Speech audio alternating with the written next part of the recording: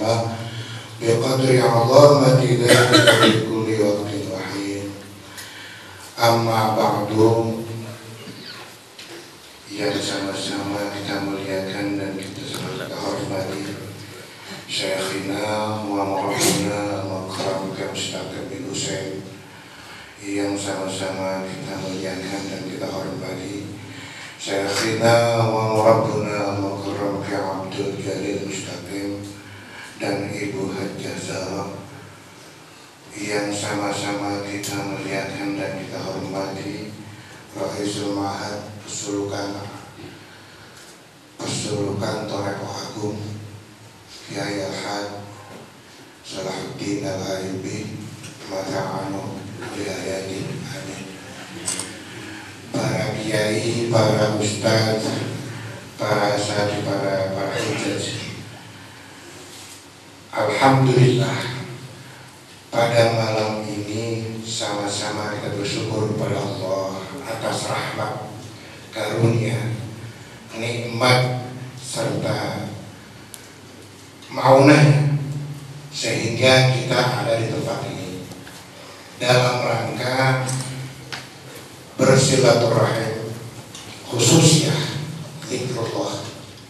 Mudah-mudahan dengan khususnya atau zikrullah yang telah sama-sama kita lakukan, mudah-mudahan kita tergolong orang-orang yang arif billah. Mudah-mudahan kita semua yang ada di sini termasuk orang-orang yang kenal Allah. Amin ya rabbal alamin.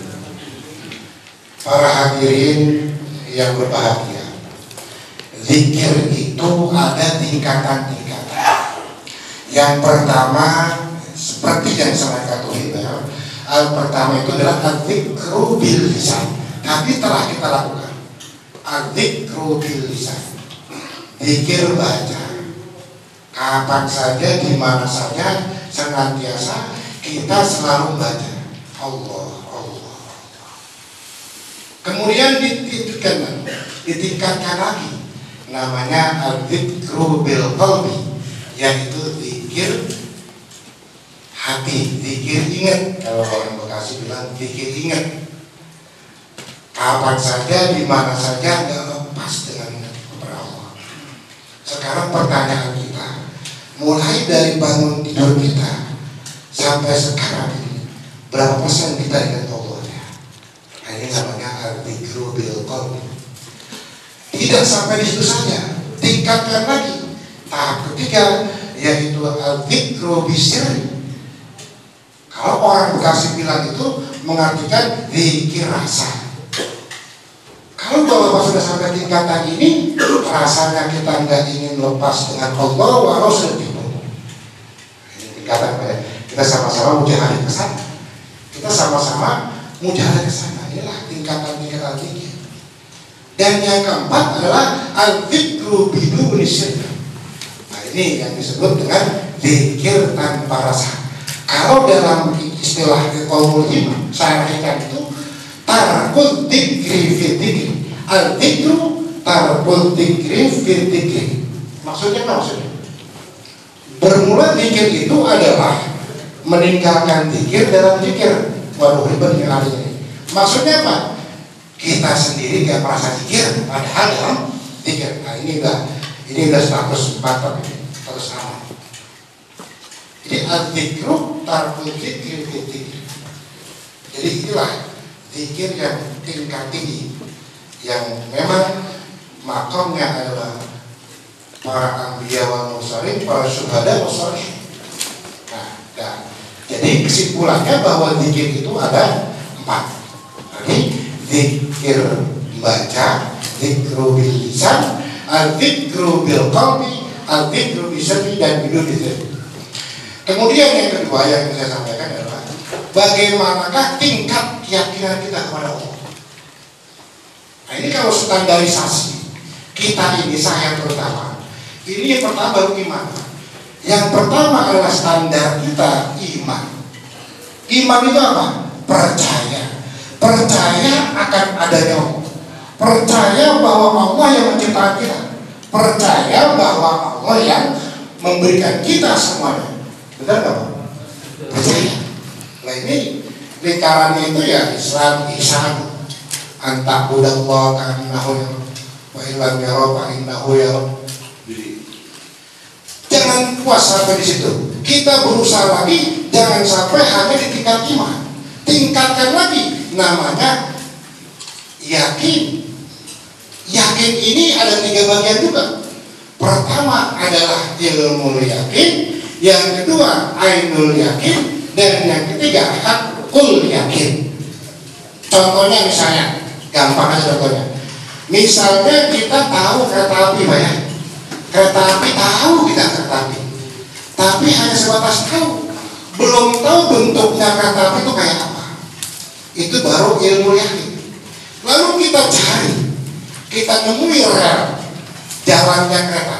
Jalan kereta ada berapa rel? Ada 2 kan? Inilah jalan rel kereta api. Oh, kita tahu ini jalanan kereta api. Kemudian kita tahu mana stasiun kereta api. Ini ainul yakin.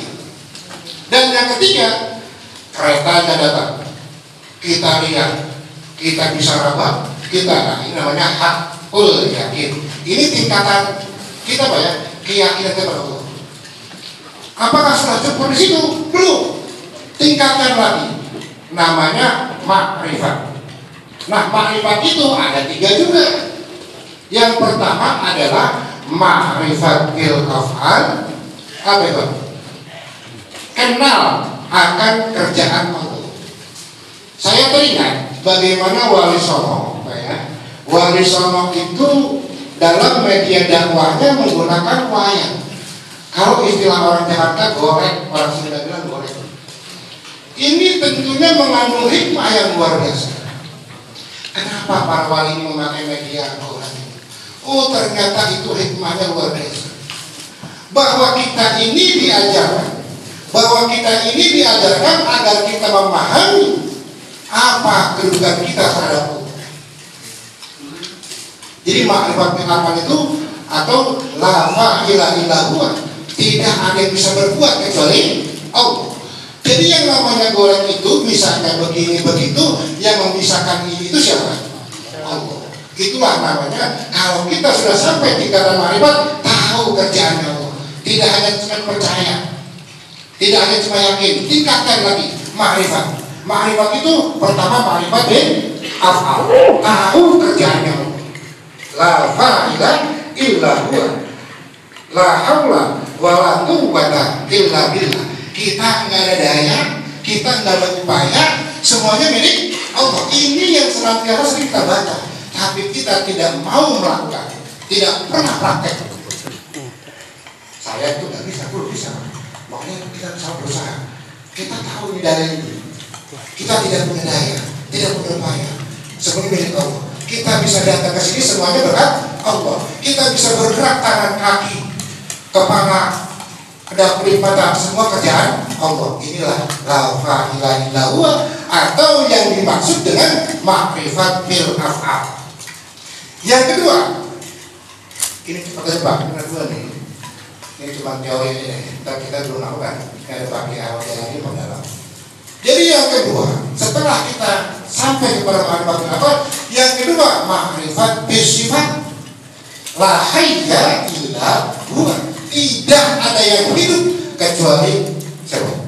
Allah. La hayya illa huwa. Makanya tadi saya katakan, nikmat kita yang paling besar bukan hanya kesehatan, bukan hanya apa, nikmat ada itu perlu syukur. Dulu kita nggak ada, kemudian Allah ciptakan jadi ada. Nah terus kalau kita nyatakan kita nggak ada, jadi kalau istilah tauhid sufi, kita ini wujud tapi tidak sampai derajat maut. Coba nyatakan sama-sama. Aku saling itu yang mana? Saya tunjuk ini lah, itu tidak. Benar? Saya tunjuk dada, ini dada. Terus aku saling itu yang mana? Oh berarti kita belum kenal siapa kita. Man arafa nafsahu arafa faqad arafa rabbah. Jadi itu tahapan-tahapan. Jadi kita ini sebetulnya ada, tapi jika dinyatakan nggak ada. Itulah la maujudan la hayya illa huwa. Kita tidak bisa hidup. Buktinya ketika ketika Allah ambil nyawa kita, kita nggak bisa berbuat apapun. Nah, yang ketiga itu ma'rifat fi nuridzat. Jadi kenal yang namanya nuridzat. Apa nuridzat? Nurillahi, nuridzat. Kemudian di atas lagi, tingkatkan lagi, namanya wuslah, sampai ke Allah. Setelah sampai ke Allah, ini namanya makom jamek, kumpul, gak bisa ngapain. Nah setelah sampai ke Allah, turun lagi irsyad, itu namanya firaq, nah inilah mursyid. Dan saya di mana-mana yakini bahwa thariqah yang benar adalah sini.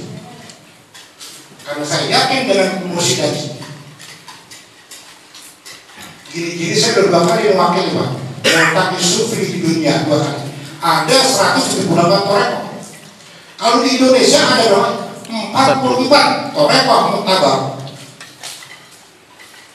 Gitu. Jadi banyak Pak, banyak. Tapi saya yakini bahwa mursyid kami itu ada di Peturunan. Nah ini perlu kita pertahankan juga ya. Yakin saya. Dalilnya apa? Ihdinas siratal mustaqim. Yang jalan yang benar yang mustaqim. Siratal ladzina an'amta 'alaihim. Kalau kita sudah amalkan ajaran Syekh Mustaqim bin Husain, maka kita termasuk orang-orang yang dinikmati Allah. Percaya nggak Pak? Ya. Siratal ladzina an'amta 'alaihim, orang-orang yang Allah beri nikmat, termasuk para nabi, para roh. Kalau udah begitu, ghairil maghdubi, tidak akan mendapat murkanya Allah. Selamat maknanya. Waladhdallin, dan kita termasuk orang-orang yang selamat, nggak sesat. Amin ya rabbal alamin. Gitu ya. Dua. Ini perkenalan. Tadi sudah disebutkan, saya memang salah satu pengurus ya, murid Kiai Dalil, murid Kiai Salahuddin yang ada di Doyemu. Gitu. Jadi kalau saya datang ke sini nggak asing murid saya, di rumah saya. Undangan guru saya juga Kiai Dalil. 15 tahun kayak bilang cepat-cepat nggak boleh. Tunggu dulu, kalau dulu gitu Pak. Tunggu isyarat dulu. 15 tahun Pak Yai mau behat. Tak dulu. 15 tahun boleh kau kan? Kalau sekarang enak Pak, kalau nggak bisa ngetek, telepon nggak lagi. Enak banget, mantap ya. Bapak Ibu sekalian, ini karena udah saya tadi udah, nanti pakai dia, tambah 10 menit aja pakai. Jadi kita ini ya, dengan nikmat Allah yang begitu besar, yang tadinya nggak ada sekarang jadi ada, apa yang kita harus syukuri? Pertama, kita harus mengerti betul, paham betul apa kedudukan kita terhadap Allah. Yang kedua, apa tugas kita terhadap Allah. Jadi itu apa kedudukan kita ini sebagai makhluk yang diciptakan Allah, diatur. Coba Pak, pernahkah kita mengatur Allah? Pernah nggak? Sering jawabannya. Buktinya apa? Kita mau beramal soleh, kita mau sholat supaya nih. Kalau udah supaya itu ngatur Pak. Kalau saya punya anak buah, saya mau kerja supaya saya dapat gede-gede, hanya ngatur saya. Ini kita nggak sadar. Ini kita nggak paham kedudukan kita terhadap Allah itu apa. Kita ini nggak punya apa-apa, nggak punya daya. Tadi saya bilang apa? Kita ini nggak bisa berdaya upaya tanpa Allah. Lalu kenapa kita mau ibadah? Kita minta bagian dari Allah. Waduh, ini kalau kita bicara adab nggak benar kan? Mau lagi bagaimana dengan surga? Emang surga kamu? Adab dulu. Makanya intinya thariqah isinya adalah adab. Intinya thariqah adalah adab. Istilah kita Qaul Imam itu karena Imam Athaillah, adab di sini aibara'atun minad da'wi. Yang namanya adab di sini buang sifat pengakuan. Mana buat pengakuan kita merasa mulu, merasa ustaz bro. Kita ini senantiasa ngatur Allah sebetulnya. Dikasih nikmat lupa Allah, diuji ngeluhnya bertamu. Innal insana khuliqa halu'a, kata Allah. Manusia atau ciptaan ini ngeselin. Kalau kesah mulu, idza masyahu syarru jazua, ketika aku uji dengan kesulitan, jazua senantiasa mengeluh.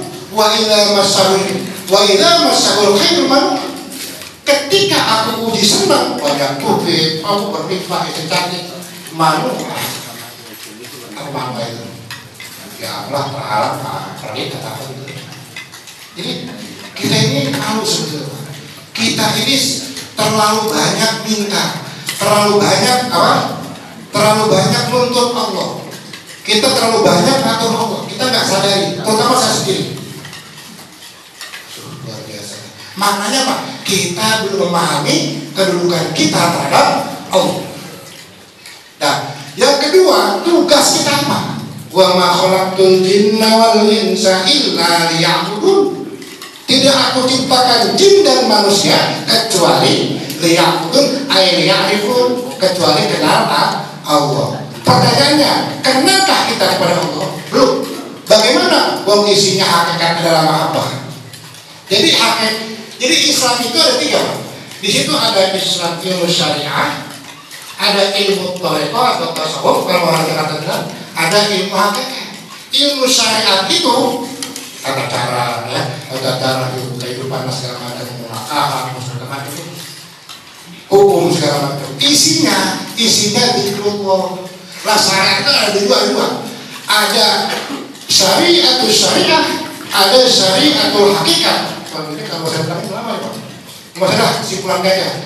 Yang kedua ilmu thariqah, ilmu tasawuf. Intinya apa isinya? Isinya adalah adab. Jadi ada orang thariqah atau nggak adab, dia adab kepada Allah, sudah pasti adab kepada makhluknya dong.